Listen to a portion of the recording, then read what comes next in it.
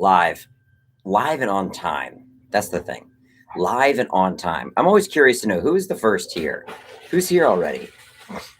There's two bodies, three bodies. Hubie Halloween. Anybody? Hubie Halloween. Oh, yeah. Who's here? Who are the real ones? Who are the realest ones? Sly Rye. Sly Rye is here. I don't know what to do with this graying clown hair. Oh boy. Steven Townsend. Hey, hey, hey.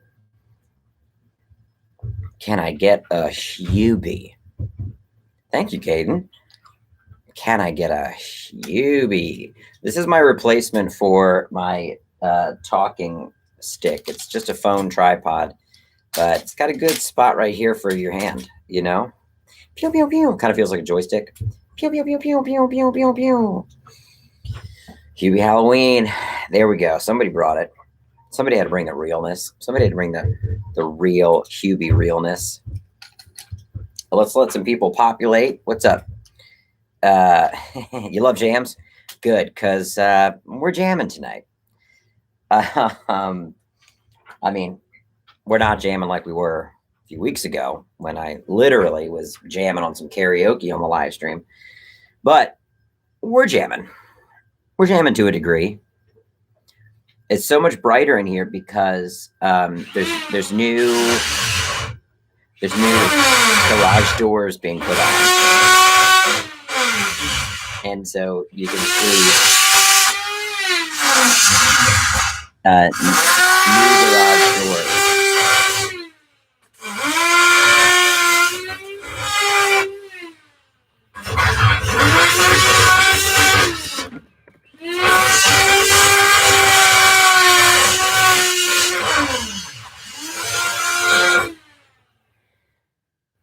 Thank you, Tyler.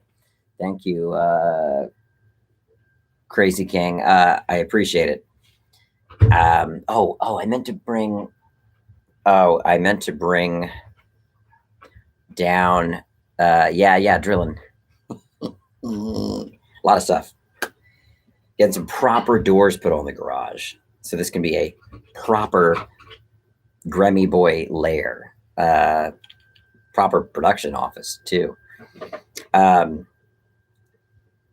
So if anyone that was already here in chat, if people ask like, what's that noise? If anybody minds just saying there's construction being done, so I don't have to keep repeating it, that would be awesome. It really is Friday this time, and it really is, that's it. It really is Friday this time. So, and I also did think there was a really short. There were two short TikToks I wanted to shoot tonight. Ones that I won't take down. But also, look. So now I've got PetCube cameras. So, there and up there. So I can really monitor here. Let's see. Let me show you what did I don't think I had these last week. Did I? Or did I show these off last week? Maybe I did. Let me show you. So it's a little sad right now because of the noise. He is hiding, but he's back there behind his bed. Because it gets a little scary, but it's so nice to be able to check in. And I know last week I made a TikTok on the stream, but I kept myself on mute the whole time, like a dum-dum. I don't think I'd put these up because I did last week, but I think I put these up on Friday or Saturday. But it's been so good. He's relaxing so much more. I've been feeding him and staying in the room while he eats in his crate, and he comes out and eats. I've even sat here and watched him while he eats, which is a really good, I think, step forward. I want to go run upstairs and grab something to show all of you. So I'll be right back. Hey, Marty. I want to go and grab something to show you. All right, I'll be right back. Oh yeah, McD and Wendy's house.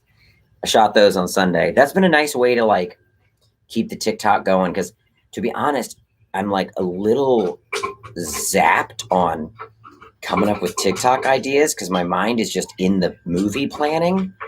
And so when you can collab with people that are also vaccinated, it makes it easy because then I can just go over to their place. We knock out 5 or 6 TikToks in a row, you know? And then and hey, Thomas, you get a hey too. And then, what's up, Ken? What's up, Hunter? Let me run upstairs. I'm going to grab something I want to show you. I'll be right back. I'll be right back.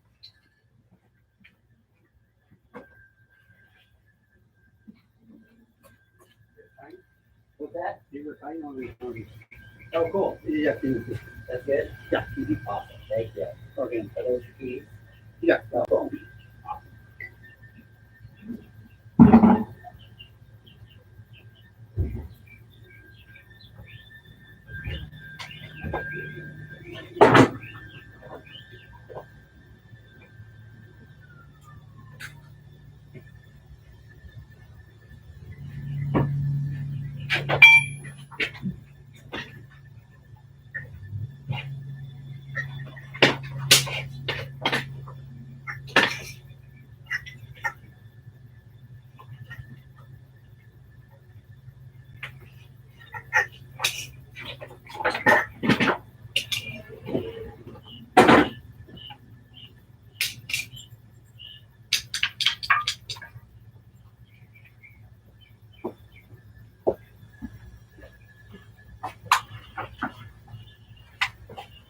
Okay. So I guess if the sound gets too loud, I can either just mute and wait, or I can just keep talking. Why don't you weigh in and let me know? But yeah, last week somebody said they missed last week. Oh, so I'm gonna explain what happened to last week's stream. I'll explain it all. Somebody, oh yeah, the cat's no longer in the wall. Cat's right here in a cape the size of a Great Dane. And basically, once my garage doors are installed, I'm going to be opening his crate. Here is where Grammy Boy used to get into the wall. So you see that has all been taken care of. That's what I did last week. I mean, yeah, there's nowhere he can. There was even a hole up there that I blocked. You know, because I mean, who knows? He could jump from the crate up to the shelf to the. I think this space is Grammy proofed. I think it is a deep garage. It's a really long garage. It's kind of wild. Okay, I'm going to explain what happened on last week's stream, but first, I wanted to show all of you, you know, I got the first rough schedule for the film, which is like, you know, there's just something so, what's the word? Just practical, you know, like all of a sudden this makes it feel so much more like it's happening because you really I love scheduling. You know, the funny thing about filmmaking is nowhere else in my life am I an organized person, but with film, all of a sudden I care about order and I have a mind for it. Specifically with production, you know, like I can look at a day and say, no, we should stack these scenes to this day. We should move in this scene. We want to put all of Bartok's scenes collected together at the end. It's like it's like all of a sudden, you know, it makes sense. And in any other area of my life, I'm a mess, you know, but with production, I can see it clearly. So got the first schedule from my line producer and we walked through it. I sat down this week. I made changes, you know, as you can see, like highlighting stuff, crossing stuff out. And then today walked through the entire thing with her and we moved stuff around. And it's so cool to start wrapping your mind around that day to day because you can already kind of imagine being inside of these days. And that relief when you've got a light day and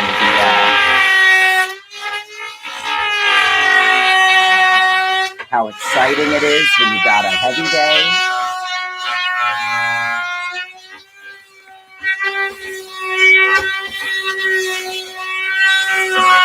I wonder, but all in all, okay, so no, you would get the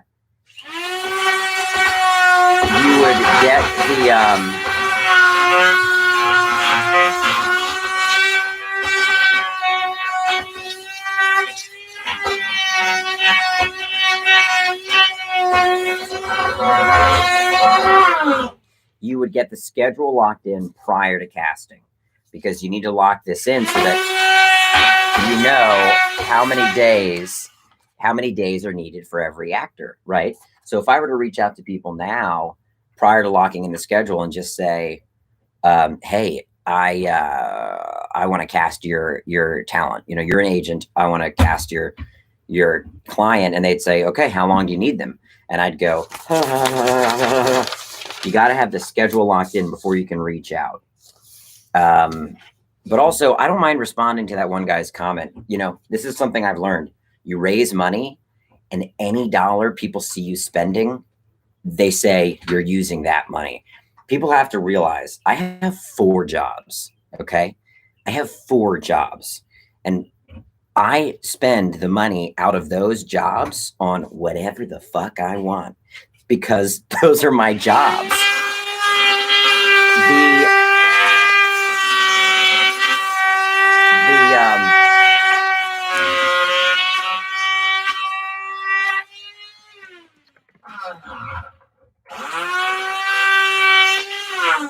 The Onyx movie is not what I consider the expendable income. That is production. So it is sitting in a bank account. I promise you, I could screenshot it. It is sitting in a bank account. And I don't mind being asked to talk about this because it's all of your monies. But it's a weird thing to put on people when they've fundraised for a project, to start splitting hairs and saying, like, are you spending Onyx money on the garage? Or it's like, I have 4 jobs, y'all. I mean, I'm currently working on a production for E3. I'm working on 2 Marvel digital series. I'm working on a project for an esports league that I can't talk about right now. And all of those are simultaneously in production. I'm a producer on 4 projects right now, on top of running that Kickstarter for 45 days.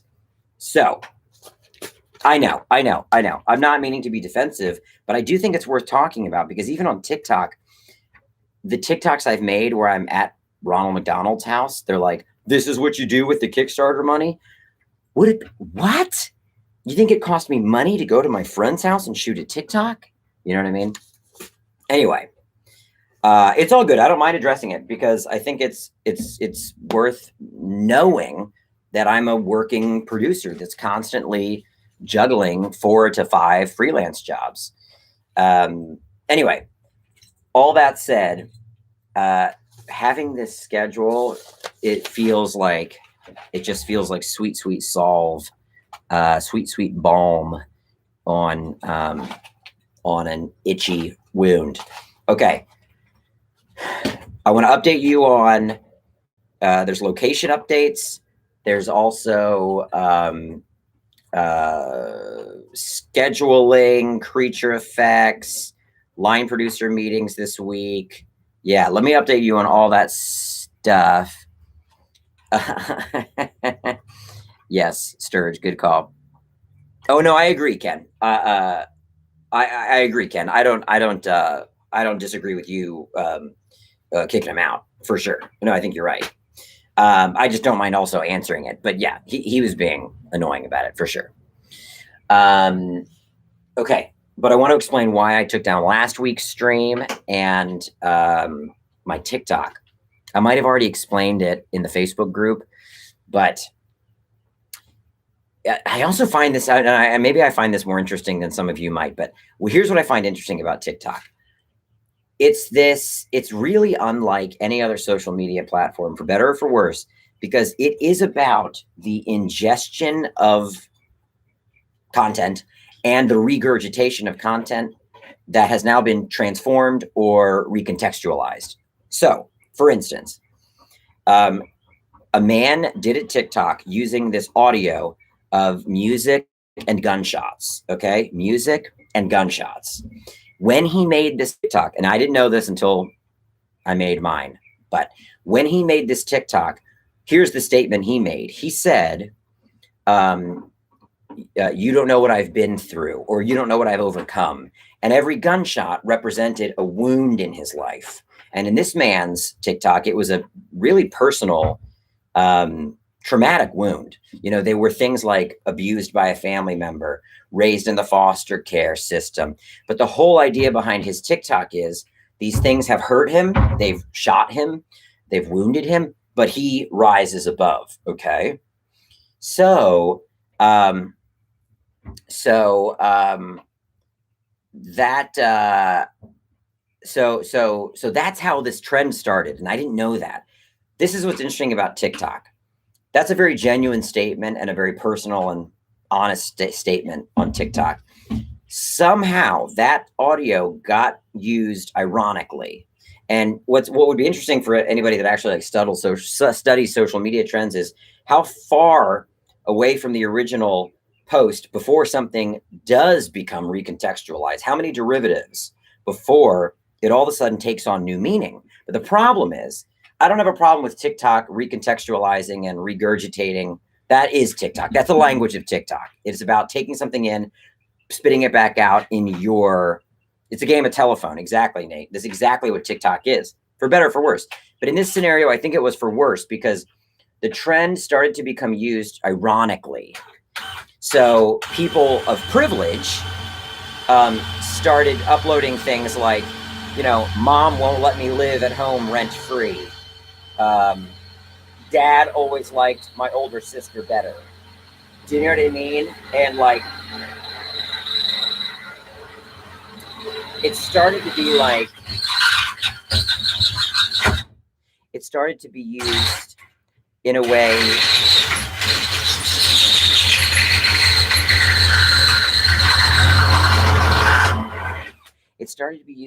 that you could also look at it like, it's hard. You could look at it like this.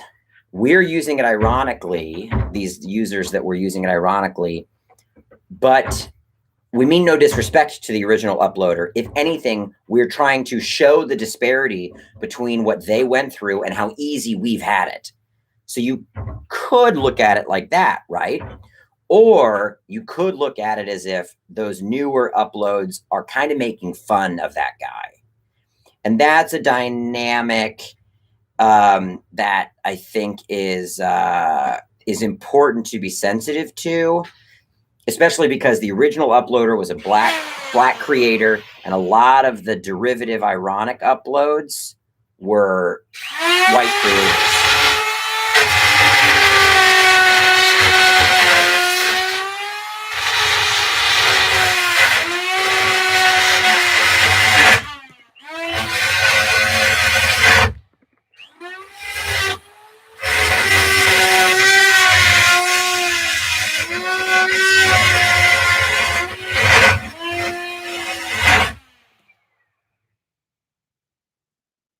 Also, again, let me know if it's better that I mute while that's happening.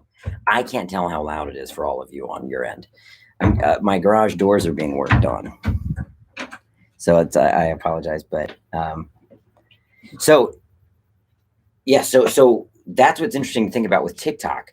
So you could say Onyx then doing that trend and it being all comical things.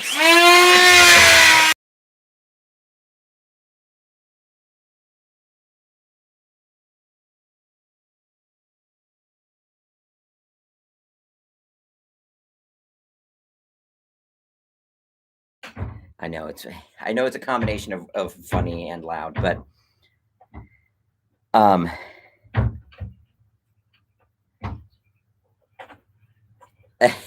it's sorry, Alyssa. I mean, I don't mean to laugh.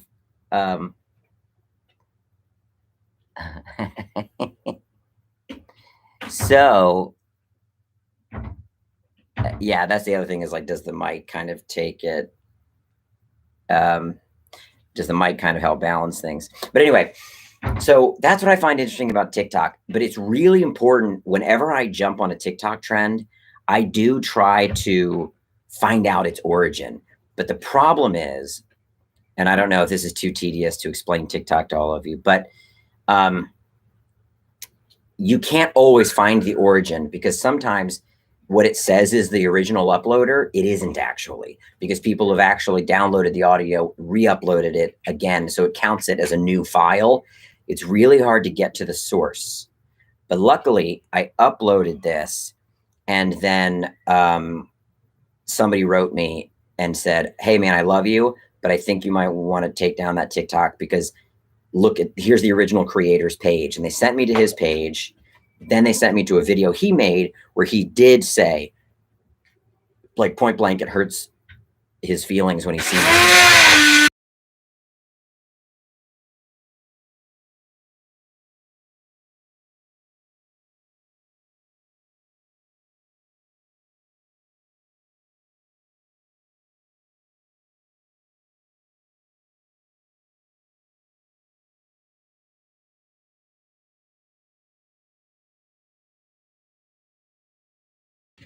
You know, it's funny you ask about confusing boner. I have always thought that should have been more successful and gotten more views than it got. And I think it is. I think it is an audio on TikTok. I think it is. I'll check, but you know, I could re-upload it. The hard thing is, if you upload it, I'm sorry, there was just like a chunk of lunch in my beard. But the hard thing is, if you force an audio on TikTok and try to say, this would make a good audio, people tend to reject it. You've got to like let TikTok discover it. So I need to think of a way to upload it that would actually invite people to use it. Okay. So that's why I took down the TikTok, and that's why I took down the live stream, just because I don't know, I'm not in the business of offending anyone. And it's not worth it for the sake of the joke. I could make the argument that TikTok's language is to recontextualize, and inevitably, you know, like this is a perfect example of how hard it is to like get to the bottom of origins on TikTok. There's an audio on TikTok that has somebody saying, oh no, I'm about to have a panic attack. Oh no, yeah, I am, because I'm going to lose my job. It's a really viral TikTok audio, but I'll tell you where the origin of it came from.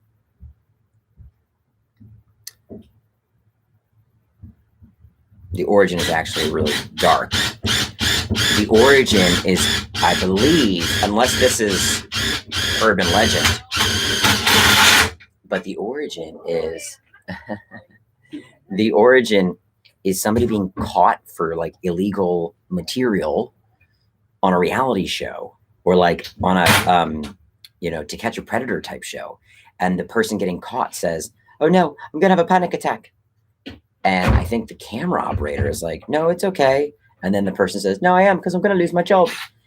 So again, audio recontextualize, you can use it for anything.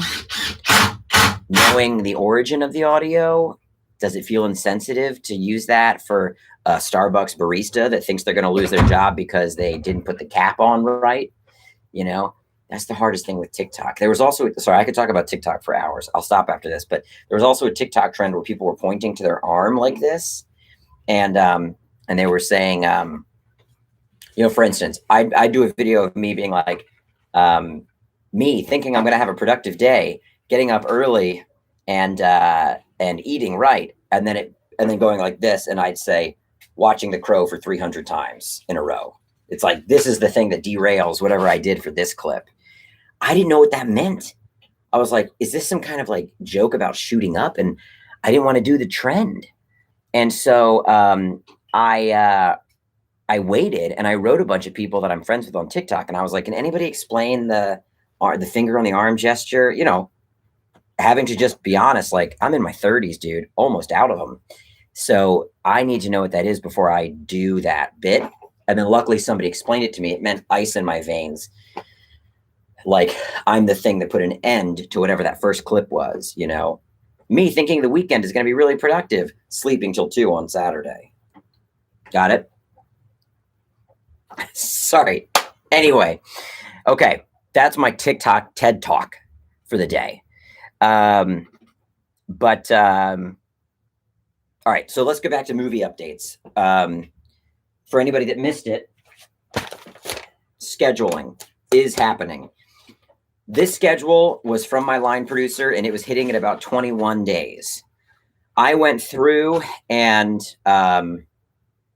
rearranged some things and made it at about 25 days.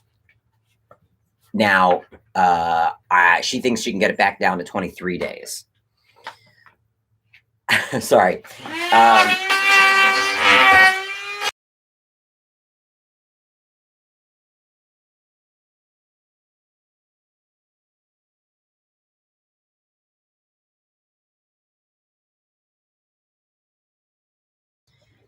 There's nothing in the Kickstarter that says the backers would get the schedule. I mean, I don't think it's that exciting to have, but I think if anything, the backers that are at the tier where they get exclusive Instagram private accounts, I think you might see a lot of this type of stuff popping up on that Instagram account. Oh yeah, that's the thing. I mean, I knew when I wrote this thing, you know, it's not the type of indie you can knock out in 14 days. I mean, it's a proper movie, and a lot of what makes the schedule 25 days long is the amount of people in every scene, the amount of action in every scene, and the amount of creature effects. You know, think about if anybody was there for the live read. I mean, think about this. One of our days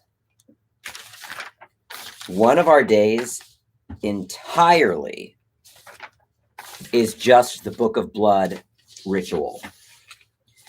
Yeah, I think it was day 11. Hold on.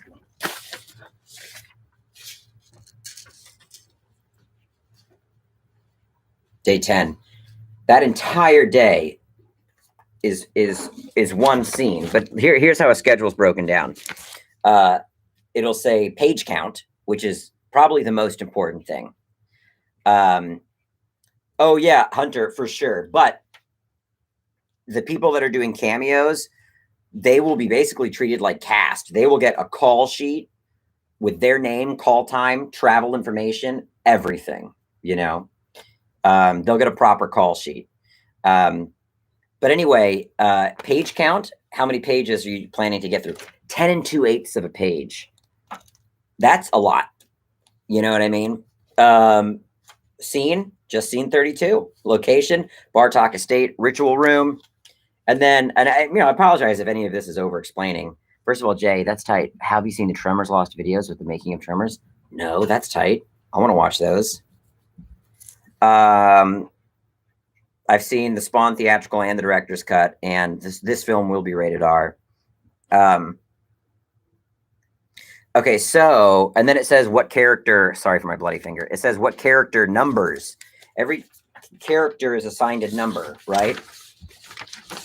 So every character is assigned a number. So again, if I'm over explaining, I apologize, but every call sheet has the character numbers, you know, character 1, 2, 3, 4. What character's Onyx? Number 1. I'm number 1 on the call sheet. So every character is assigned a number. And so, you know, eventually you're able to look at a call sheet and it's like you can decode it right away. It'll tell you when lunch is, it'll tell you transpo, what location you're reporting to, the location of the shoot or a location where you're getting picked up by a shuttle. Call sheet has all the information every individual needs to know. And then line producer, first AD, director, producers have the full schedule. The VP would have the full schedule. A lot of department heads would have the full schedule. But I mean, anyone working on the film would have access to the full schedule. You know, Bunny. So somebody wrote me on Facebook, and I'm blanking on their name, but they wrote about doing a side-scrolling NES style video game for this, like Ghosts and Goblins. And I was like, yes, let's do it now. So I think that's happening. They've gotten back to me. I've gotten back to them. And I think they're going to try to make a side scroller in time for the movie to be done. Isn't that cool? This is the kind of stuff that unlocks the whole thing in your head. This might be boring, but what I thought I would do is isolate some things that I realized are going to change from my script now based on the schedule. Just like some small things, but this is the stuff I think is really cool and the minutia of scheduling a film. Here's one that comes to mind, and it also ties into the conversations I had this week with a creature effects person. I talked to a creature effects person who was bringing up the fact that it might be cool. Now, look, I'm gonna say this, and I hope people kind of go with the vibe on this, because I don't want anybody to freak out and think this is a bad decision. But they were saying, how much of your creatures are makeups, and how much of your creatures are puppets? And I was like, I guess I pictured most of them as makeups. And then they were like, well, what are your inspirations? And I was like, Gremlins, Jim Henson, Neverending Story. And they were like, most of those creatures are puppets. And I was like, yeah. And then I realized, I wonder if the proper approach for a lot of these creatures are puppets. Now, that sounds scary because it sounds like I'm saying we're going to make a puppet movie.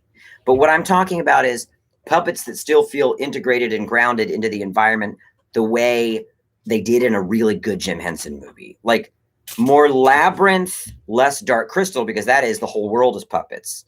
And then we're disconnected from that reality. But I'm talking about, I know, Nate, it's funny because people, when I bring this up, are like, yeah, I kind of pictured puppets.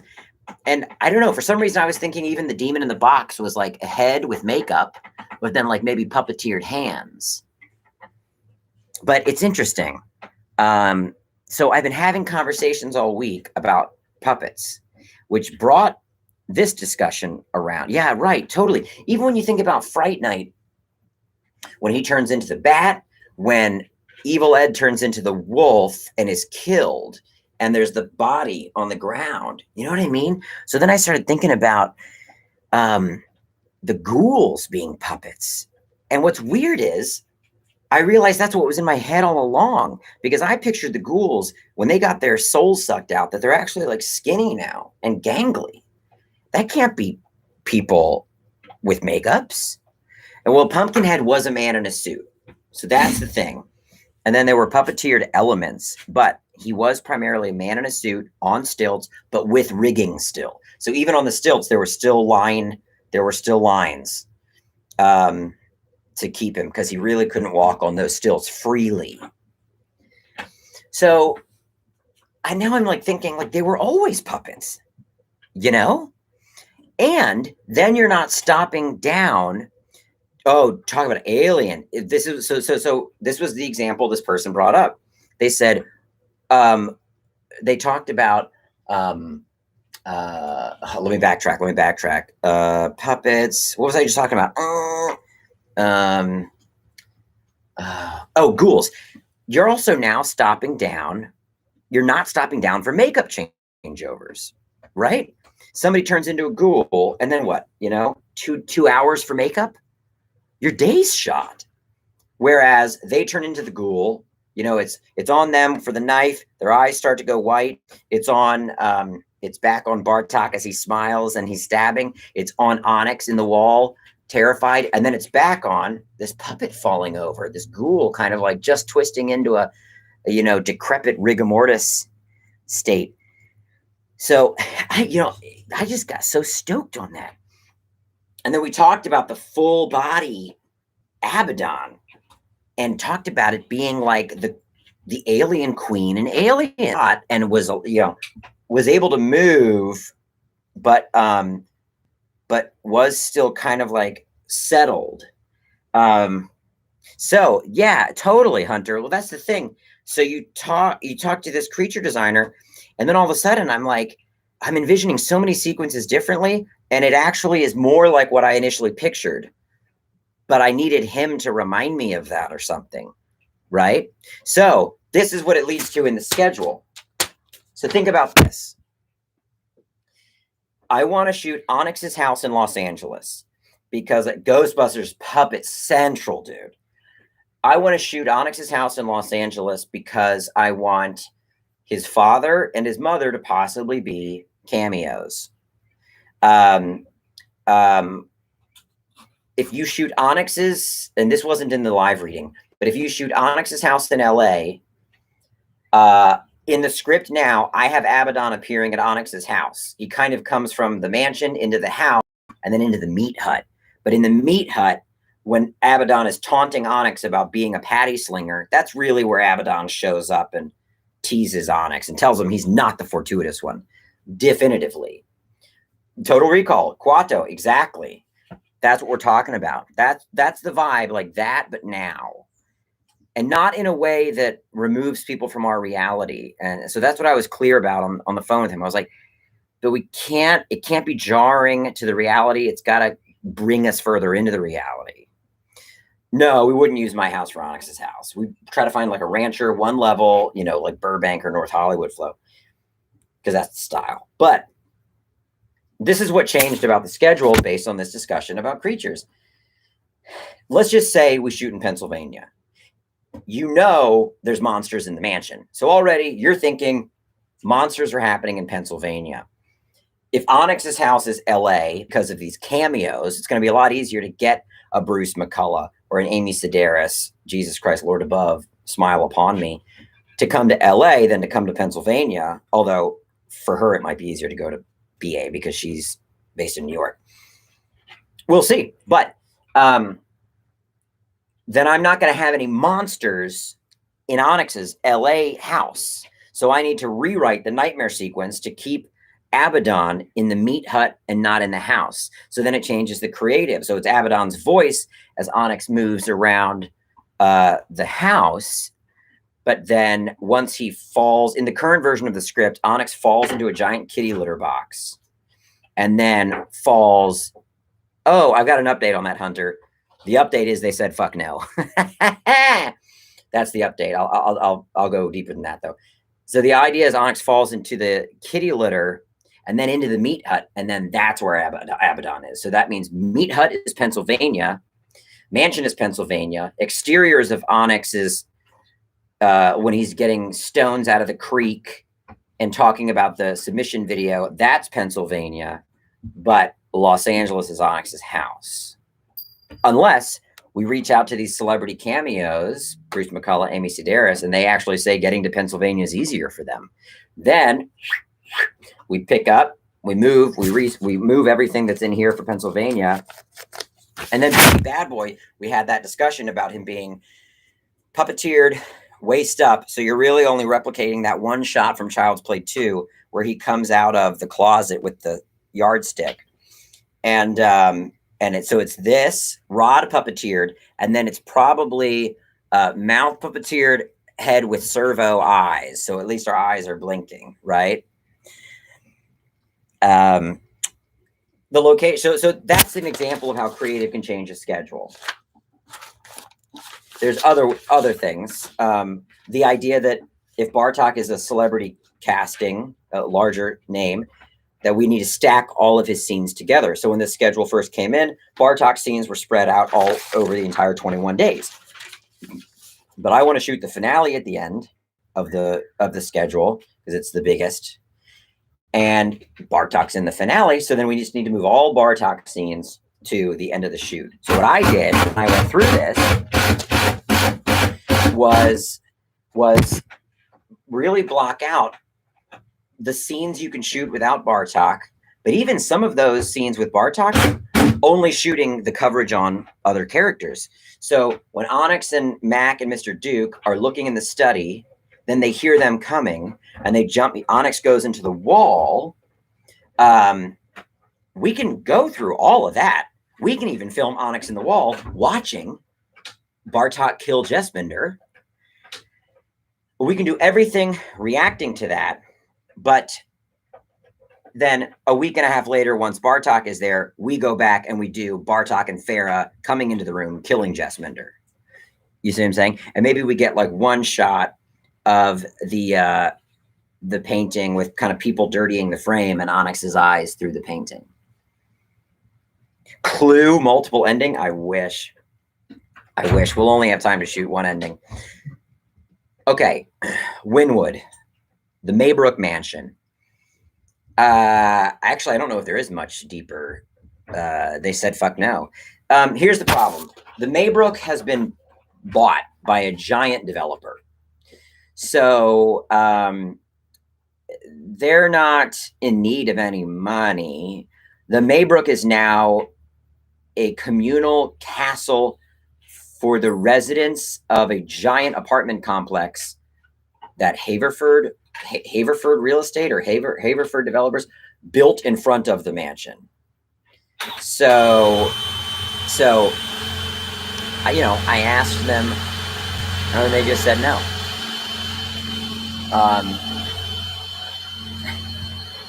Dang, it's ruined then.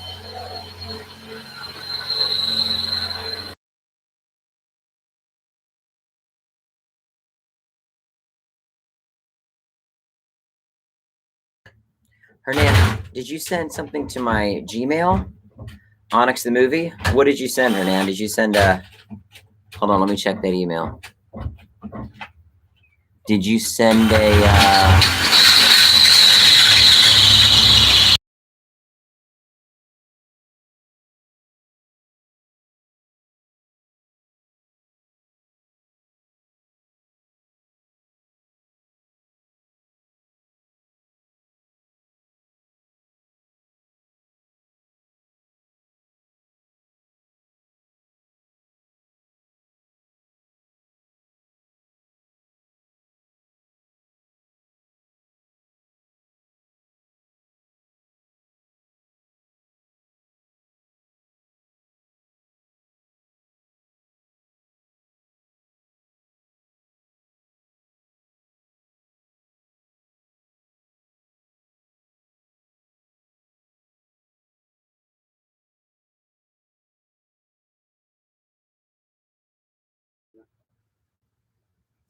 is it working? Okay. Oh, my.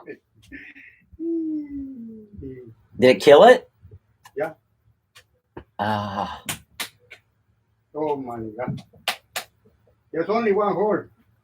Yeah. Oh yeah, this is black end. Yeah, only one more hole for For the lock.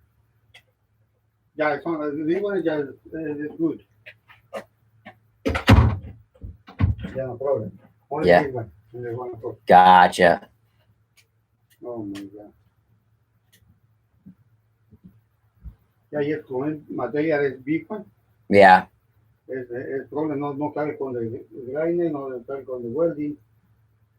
Okay, next time. Okay. Yeah, just good, yes. For this one is good. Yeah, at least it closes. Okay. Yeah. Okay, thank you. Sorry. Okay, no problem.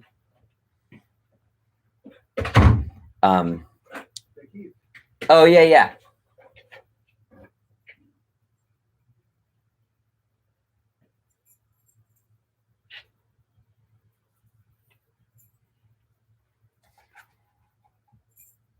Oh. Oh yeah, you can set them there. Okay. Thank you. Okay, no problem.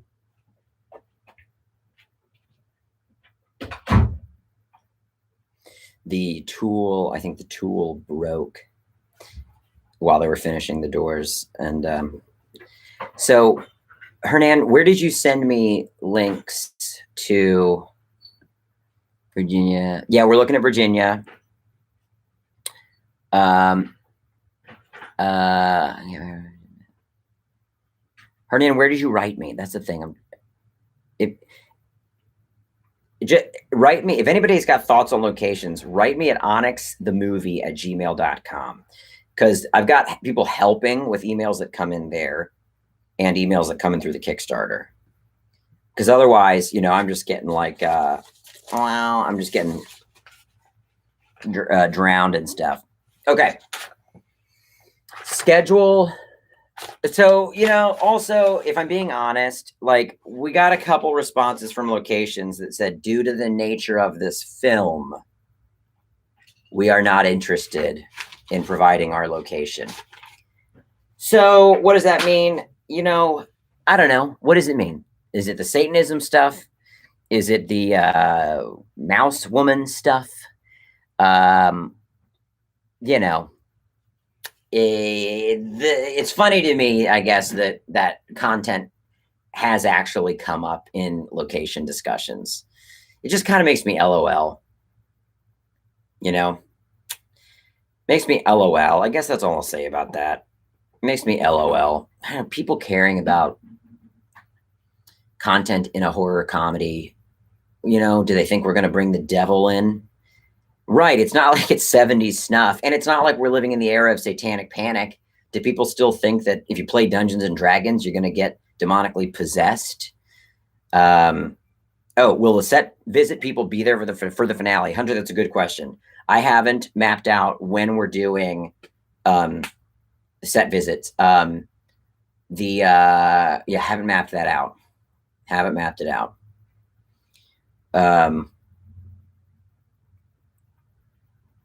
Mouse woman stuff. Well, there's a whole nightmare sequence where Onyx sees a demon succubus named Farah. She turns into a sexy gadget hack wrench. So, okay. Schedule, creatures. One of the creature people was telling me to look at this book, Herschel and the Hanukkah Goblins. I guess this is a pretty well-known children's book. Has anyone ever heard of this? The creatures in here are like, they're so cool. They've got so much personality and are yet still horrifying. You know what I mean? So cool. So cool. Look at these. Yeah. I don't know. Check this out if you've never seen this kid's book. It's really interesting. Yeah, rhymes with P, and that stands for fool. That's true. That's exactly what I'm running into. Anyway, this book was recommended to me, and I loved it. This is what I'm talking about. Kid stuff that's still scary. Ooh, really interesting. Shackelford. The illustrator is Trina Shart-Hyman. Trina Shart-Hyman. And then Eric Kimmel is the writer. You know, let me see, when was this originally published? I mean, this is 85. Yeah. And I just wonder if it is more known for people that grew up in the Jewish faith, because you know, it didn't cross over to like me growing up Methodist. But yeah. So, okay, wait. Oh, anybody that has any thoughts on the movie, whether it be Shackelford building the frames for the portraits, locations, email onyxthemovie@gmail.com. onyxthemovie@gmail.com. Little critters, love it. Little critters, love it. I wanted to do 2 small TikToks. And I don't think they require me getting fully dressed. I think I could do, yeah, like just the vest and tie. You know, it's so hard to convince myself to get in the full outfit. I've got 2 other really good location leads in Pennsylvania. One that I thought I hadn't heard back from, but it turns out they'd written me and it went to my junk mail. Luckily, I found it. And 2, similar. Somebody in Pennsylvania recommended this place, and we reached out, and they're going to connect me with the owner. I don't know why I'm so stuck on Pennsylvania. I think it's because I'm from Maryland. I'd like to be back on the East Coast.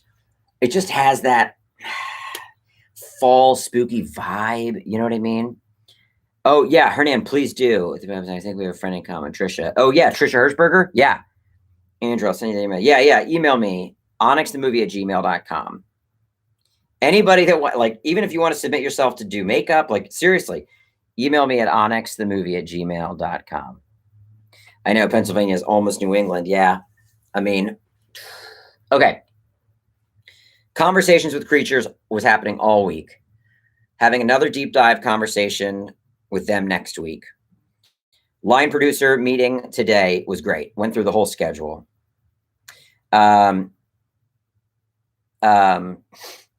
Oh, JB, really? That's interesting. I didn't know that about Mike. Interesting. Sent the script to a few production designers. Sent the script to a few costume designers. Introduced my line producer to all the department heads I currently do have locked in: DP, sound, design, music. Yeah, I think those were the main updates this week. No way, JP. Wait. I mean, I get it. That's funny to me that Mike was in a rap group. It's not that's funny to me. But it makes sense. It tracks. Oh, last week's stream, I already explained it, but I did a TikTok on the stream that's kind of offensive, but I didn't know it. It's based in a trend that I think could make me look rather insensitive. And I just didn't know it when I did it. So somebody was really nice and messaged me after I did it. And they said, hey, I don't think you meant to offend, but that trend is slightly offensive. So I took it down.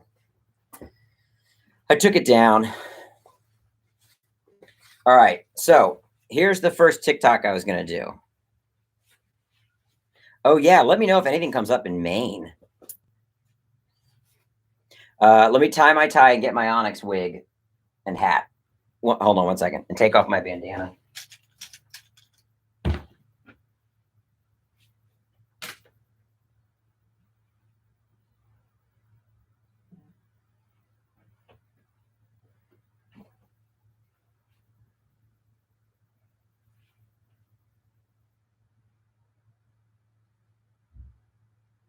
Oh, well, never was there. How did that go? A cat so clever as magical Mr. Grammy Boys. Got. Oh, well, never was there ever a cat so clever as magical Mr. Grammy Boys. Got. He can climb all inside my wall. He can climb all inside my wall. He's a Grammy boy, he is not tall. He's a Grammy boy, he is not tall. He's a sweet little Grammy boy, and he gives me all the kisses I want. That's not true. He never kisses me. But he's a Grammy boy, and a doodle-a-doo bow bow. Oh. I remember this last week, and then I forgot to unmute. Yeah, that's not bad. I don't really, Onyx doesn't wear, these shirts, and I feel bad. I feel like I'm cheating. That's a good bang swipe.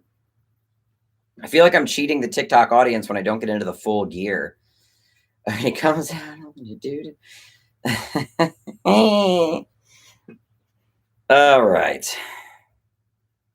right, here we go. I like I was saying earlier, I've been a little lazy on TikTok lately, but I'm at 850,000 followers, and getting to 1 million on a social media platform would be a little goal of mine.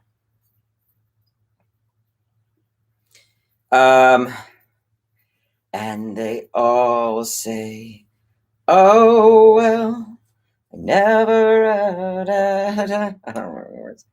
A cat so clever as magical Mr. Grammy Boys. Get.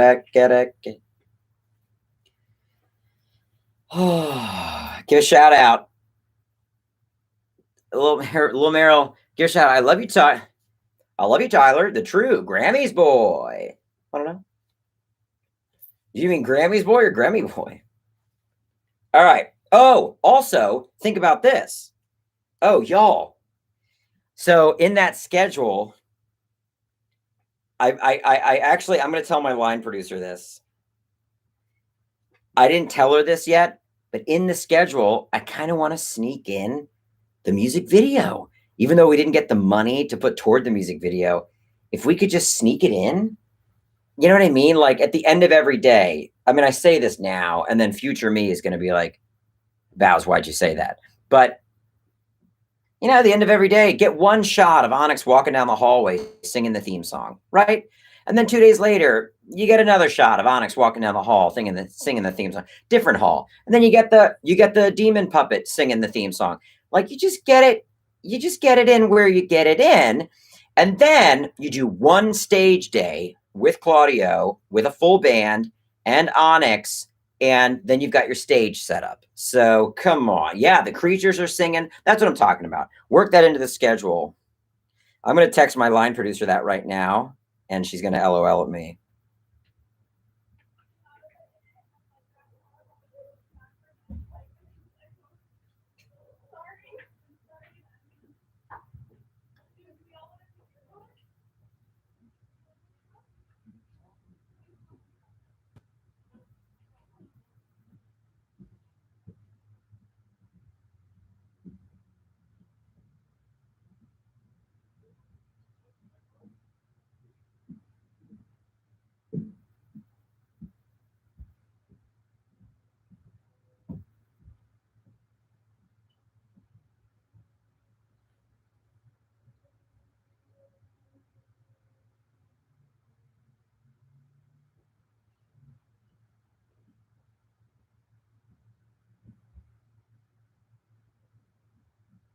She's going to think I'm drunk. She's going to think I'm drunk. Exactly, Nate. Most of these music videos, 30% of it was movie footage or more. But I tell you, the video for Dream Warriors, it's got a lot of original footage. They got so clever with that. They got so clever with working in Dokken into the footage. So good. Okay, here's the first TikTok I'm going to do. Okay, this girl uploaded this. Does anyone remember this guy? And then it's me from Arby's. So her TikTok was, does anyone remember this guy? And people are tagging me in it. Oh, I can't stitch. I can't stitch or duet. Did. Never mind. Does anyone remember this guy? I thought perhaps the end of days was upon us, but it turned out it was just a disoriented old lady in a champagne color. Dang it, she didn't make it stitchable. Remember this? Why would you do that? Why would you upload a video that is asking a question and then not stitch or duet it? All right. Guy. Dang. All right. That's a botch. Let me see what other TikToks I had planned. Oh, Nate, do you mind if I show people just quickly one of the Battle Cat roughs that you sent me? I mean, it's not super rough. Yeah, I guess I could upload her video and then duet myself. I could do that. I'll do it. It's kind of, yeah, it might get tricky, but okay. So look at this amazing Battle Cat toy that Nate designed. And this is one of, I'm hoping 5 will do. Wait, it's still too bright. Nate, don't hate at me. Sorry. Hate at me. I don't want it to be. Okay. It won't focus on it. Well, you can see it, right? I mean, it's perfect. It's supposed to look like Battle Beasts mixed with Transformers. It's there. It won't focus. But I love it. Absolutely love it. Yeah.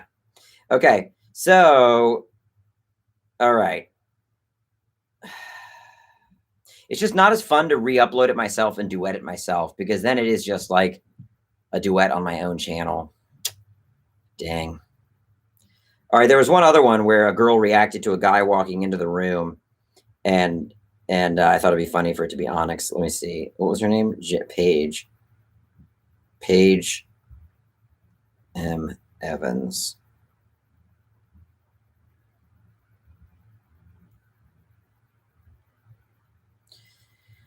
They've got 1 million followers.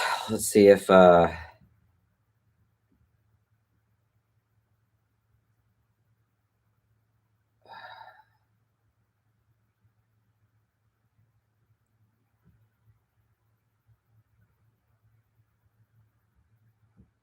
my gosh, I can never find. Oh, don't flirt with him. Don't flirt with him. I'm not going to.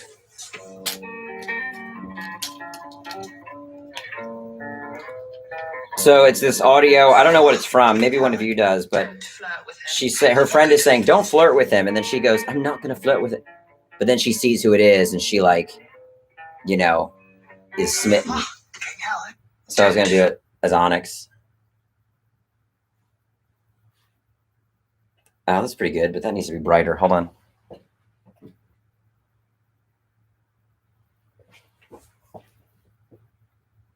Yeah, that's pretty good. All right, I'm going to do the timer. Don't flirt with him. I'm not going to.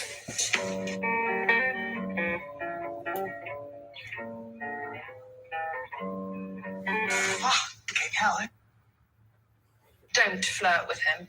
I'm not going to.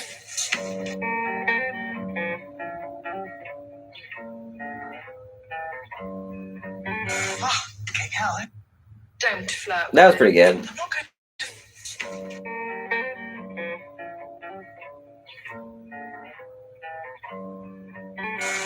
Okay, Helen. Don't flirt with him. I'm not going to. I mean, that's pretty funny. I don't know. Sometimes you just get it with a TikTok, you're like, that's it.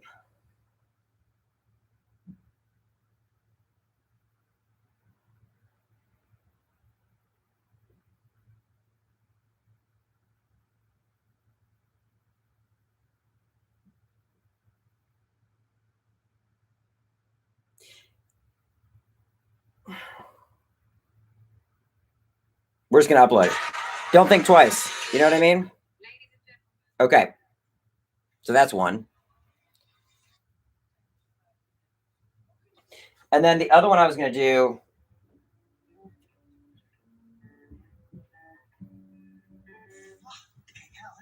Don't flirt with him. There's this really great voiceover artist on TikTok named Noble Sun.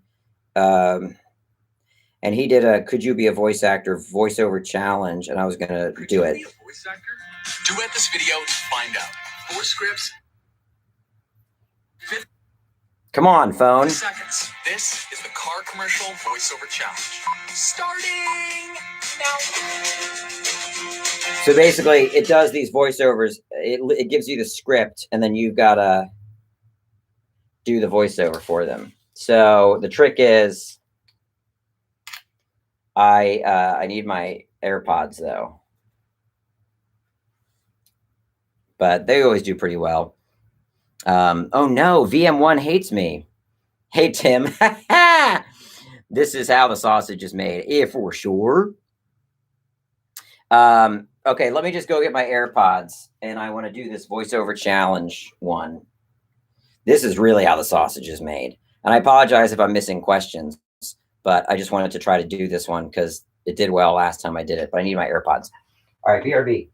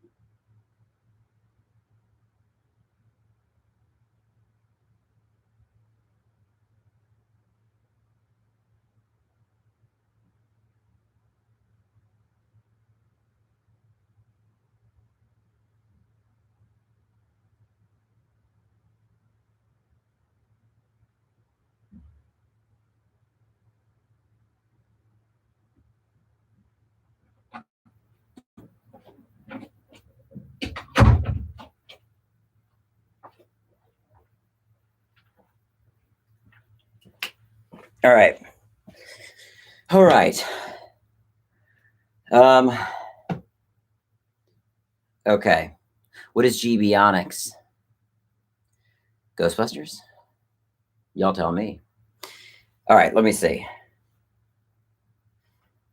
Oh, and my laptop's about to die. Okay.